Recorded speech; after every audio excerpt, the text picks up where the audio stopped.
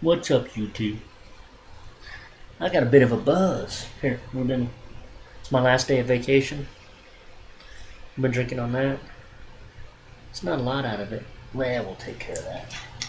Let's take care of that right there. Oh, so anyways, I've got a few comics to show for Spirodotgeek's 5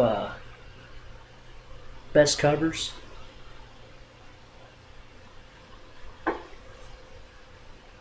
Ugh. Now, these aren't necessarily my favorite covers, and I'll show them. But after that, we're going to go into some. I used to have a video thing where I called it the 80's cheese, and I showed the US 1 comics run. I'm going to show a 70's series. And so I tried to think of a name for each of the eras. So there's 80's cheese.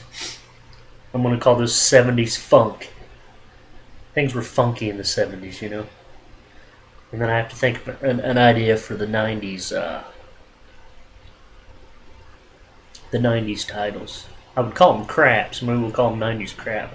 Some of the titles I actually liked, but most fucking shit in the 90's was horrid. So we'll come up with a title.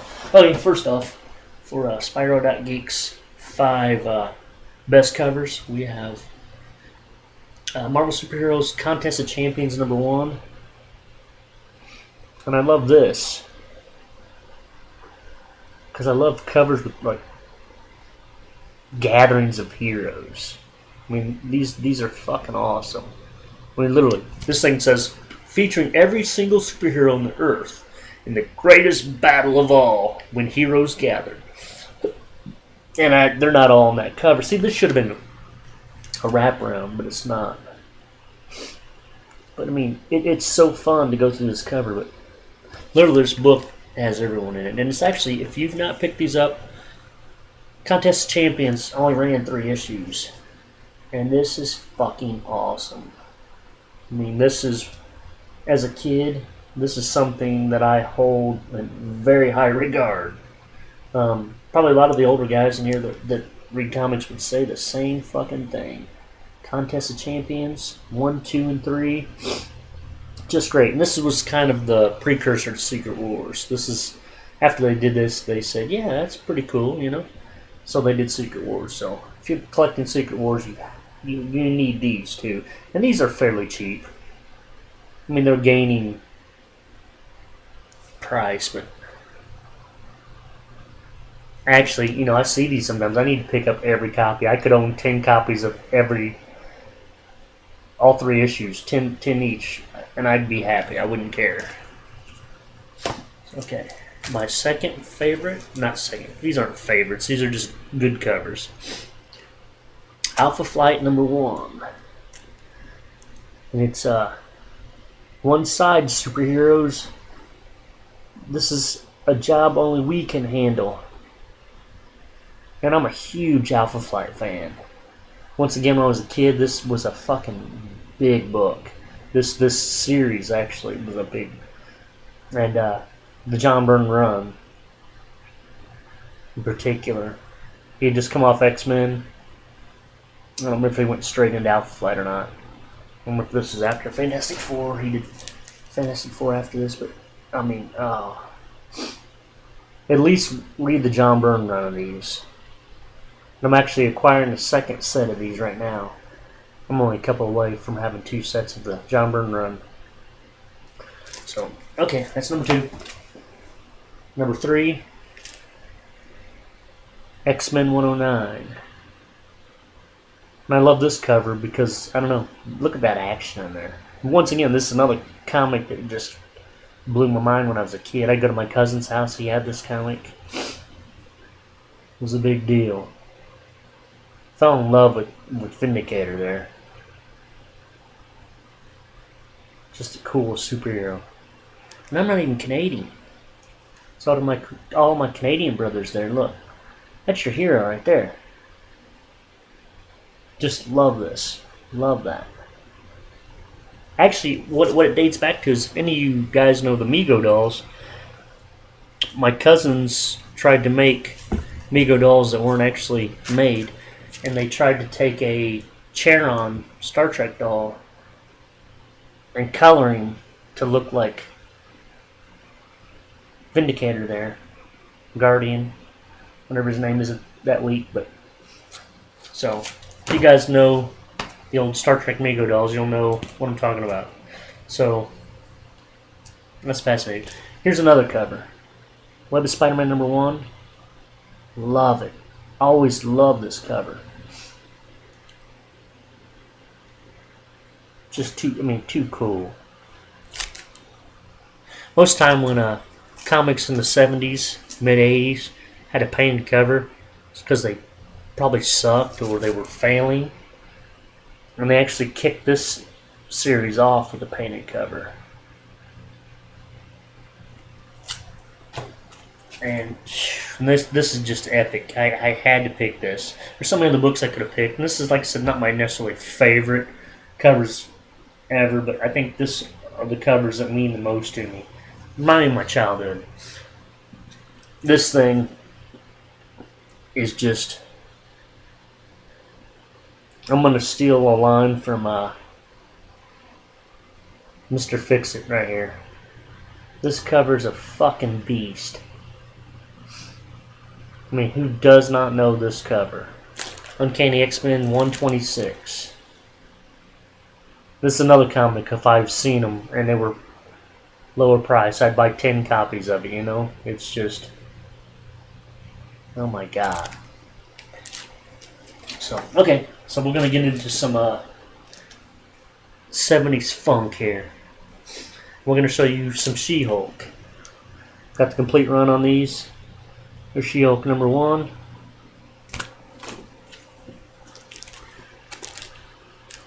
Which actually, if you look at that, look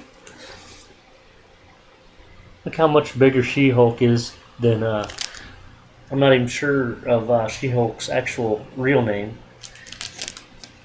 But she could almost fit in her vagina. Look at that. She's tiny. This right here. Disaster strikes as She-Hulk fights to prevent a tragedy. I don't know. It looks like that bitch is actually causing one. Look at that. How many people you kill a fucking death race? Oh no, she's fucking some shit up. And this right here, She-Hulk, Savage She-Hulk #3. This comic, Reader 1717 just showed recently, and she showed this comic and said this reminds her of her childhood. And I actually kind of, my brain went to, oh shit, she got punched out a window when she was a kid. And then she said no, she just remembers this on the newsstand as a kid. So I remember seeing this. I don't know if it was a newsstand. So, I mean, this cover made me laugh when I seen it. But yeah, go check out Reader 1717's videos. But yeah, that's what she just acquired this and said that. So I thought it was funny. And this one, Savage She-Hulk #4. Sheriff Walters faces the She-Hulk in a fight to the death, unaware that she's his own daughter. My father, my foe.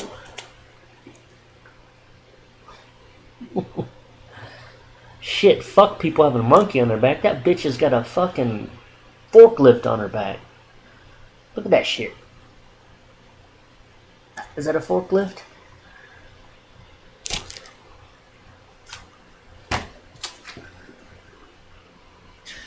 Crawler in the Caverns of Doom. I think these are Milgrams. Yeah, most of these are Al Milgram. Great 70's artist. She-Hulk #6. Inner Iron Man.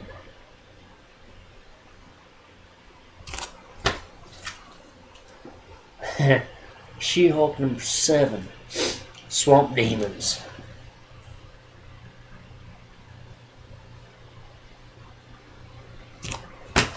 She-Hulk #8.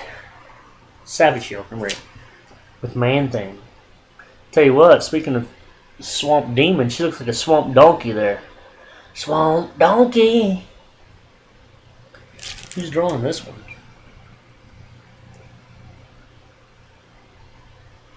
The guy's name is a symbol. Thanks, dickhead. I can't fight her anymore. The She-Hulk is taking over. That's number 9 there. Give up, She-Hulk. You cannot defeat the followers of the Word.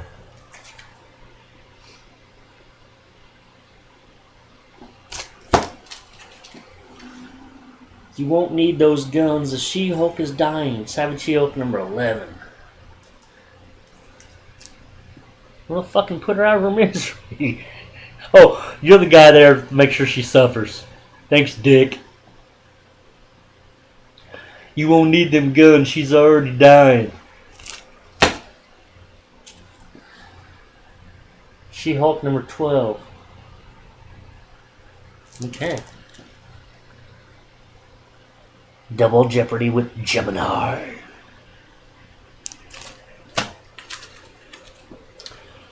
Number 13. Got Man-Wolf in it. Number 14. Wow, Man-Wolf's back. Motherfucker needs his own series, huh? Actually, I think Man-Wolf... Well, I think he had Marvel premiere. Lady Kills the Blues, number 15. Okay. So... apparently if She-Hulk was on American Idol, this bitch is gone. She can't sing.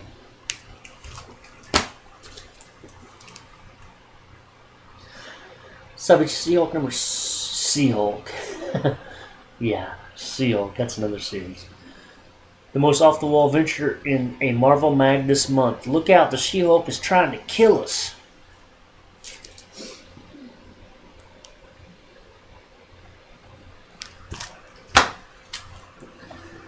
Okay, number 17, make way for the man-elephant. Don't we all wish we were a man-elephant? Let's see, she took the forklift off her back and put a monkey on, or not a monkey, but an elephant.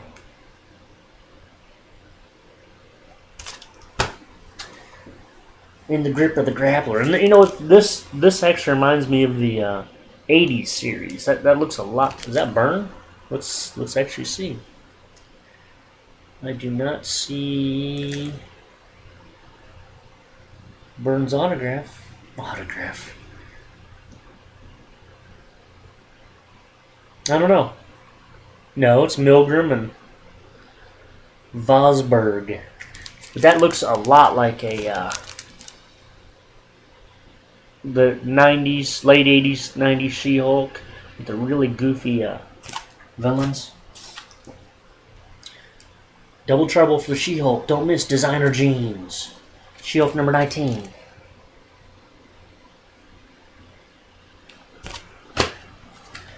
She-Hulk number 20. When the She-Hulk says stops, you stop. Man, she's a fucking evil bitch. Ripping out their engine and shit. Oh wow, that's pretty cool. Their autographs once again are in the license plate. It says Voz Mill. So, yeah, she's ripping out somebody's fucking engine.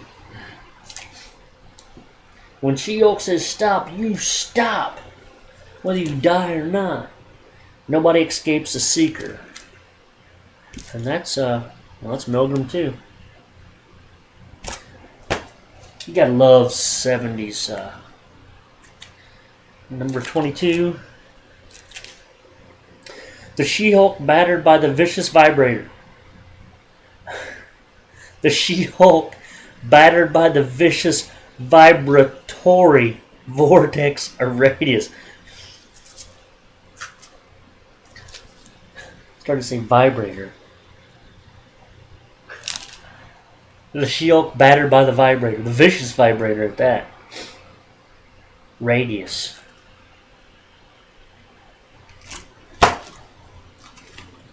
Oh Oh, they're gonna slide on the floor. Savage She-Hulk number 23, the She-Hulk War. So see, way before there was World War Hulk, there was the She-Hulk War. Didn't last very long, one issue.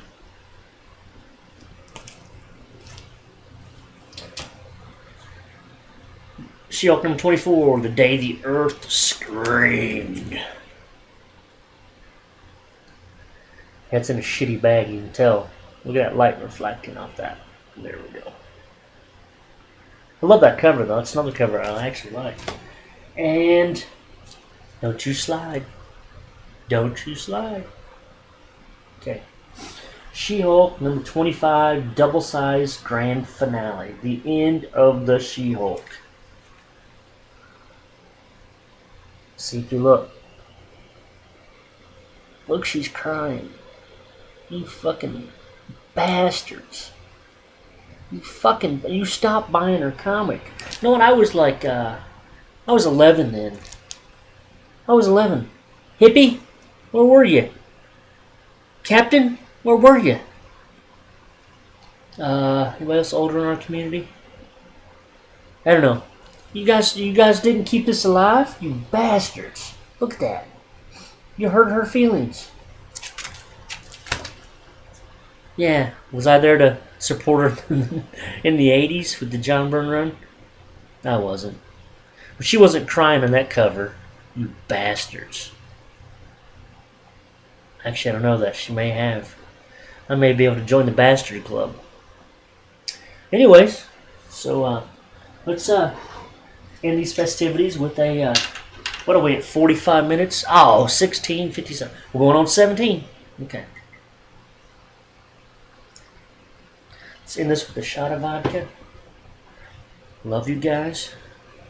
Like and subscribe to other people's videos. Don't bother with this one. Yeah, let's do a shot.